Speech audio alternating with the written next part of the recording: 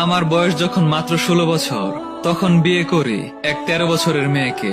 বাবা মার ইচ্ছেতেই বিয়ে হয়েছিল আমাদের। নিজেই লুঙ্গি সামনে রাখতে পারতাম না, রাতে ঘুমালে গিট্টু দিতাম।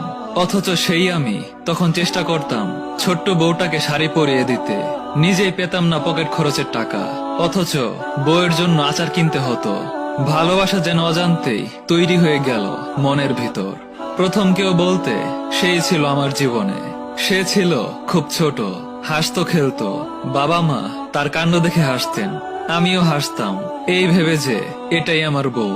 সারাদিন হই হুল্লারে থেকে যখন রাতে সে বলতো মাথা ব্যথা করছে, মাথা টিপে দিতাম।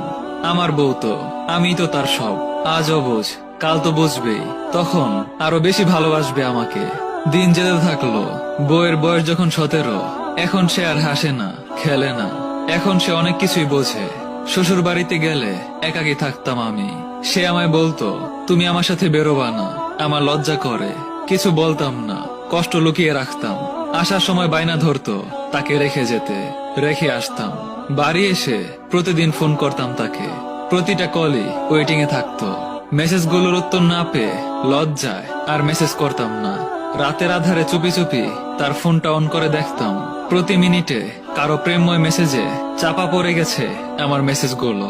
কষ্ট পেতে থাকলাম আমি। আমার বউয়ের বয়স যখন 19, আমার বয়স তখন 22। একটা মেয়ে এলো কোল জোরে, আনন্দের সীমা ছিল না আমার পরিবারে। তারপর মেয়ের বয়স যখন মাত্র 6 মাস, আধো আধো দু একটা শব্দে ডাকে আমার মেয়ে। যখনই বাবা বলে ডাক দিত, কলিজা যেন ঠান্ডা হয়ে যেত আমার। বউ তখন অন্য দুনিয়া নিয়ে ব্যস্ত, তখনও ফোনে কথা বলতো। বুঝতাম আমার প্রতি দুর্ব্যবহারই সেটা প্রমাণ করে দিত, কিন্তু মেয়ের কথা ভেবে কিছু বলতাম না। তারপর এলো সেদিন যেদিন আমি কেঁদেছিলাম। স্বামী হয়ে তার দুটো পা জড়িয়ে ধরেছিলাম, ভিক্ষা চেয়েছিলাম মেয়ের মা ডাকার অধিকার। কিন্তু সে আমাকে ত্যাগ করে চলে গেল। 3:38 সই করলাম ডিভোর্স পেপারে। সে নতুন ভালোবাসার মানুষকে নিয়ে চলে গেল অনেক দূরে। মা হারা হলো আমার মেয়েটা। আমার মেয়ের বয়স যখন 10 বছর, আমি নিজ হাতে তাকে শাড়ি পরাতাম। ও যখন কাঁদতো ওর মার জন্য, ওকে কোলে তুলে নিজেও কাঁদতাম। মার অভাব কি কখনো পূরণ হয়? নিজের মাকে ডাকতে গিয়ে কান্না আসতো আমার। আমার মেয়ের যে মা নেই, ও ডাকবে কাকে? রান্না করতাম, সাজিয়ে দিতাম নিজে। আর বিয়ে করিনি, কারণ এখনো ভালোবাসতাম তাকে। আমার মেয়ের বিয়ের কথা চলছে, আমি আবারও একা হয়ে যাব।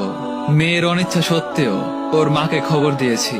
কাল এসেছিল সে, অনেকদিন পর দেখলাম তাকে।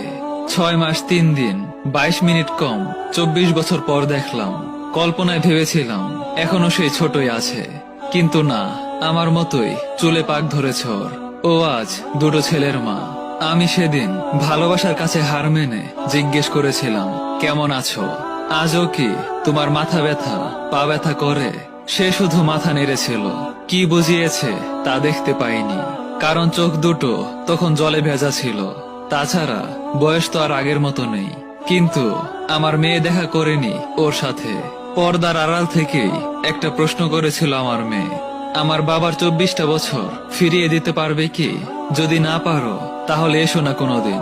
আমার বাবাই আমার মা, মা ডাকার কোনো ইচ্ছে নেই আমার। আপনি যখন বুঝতে পারবেন কেউ আপনাকে এড়িয়ে চলছে, তখন আপনিও ওই মানুষটাকে এড়িয়ে চলার চেষ্টা করুন। আপনার মনে মানুষটার জন্য যতই মায়া থাকুক না কেন, তার সামনে আপনার উপস্থিতিটা জানান দেওয়ার কোনো দরকার নেই। মনে রাখবেন, নিজের অনুভূতি আর মায়ের দোহাই দিয়ে প্রিয় মানুষের কাছে কখনো নিজেকে ছোট করতে নেই। কারণ দিন শেষে মানুষ ছাড়াও আপনি টিকে থাকতে পারবেন, কিন্তু আত্মসম্মান ছাড়া আপনি ভালোভাবে বাঁচতেই পারবেন না।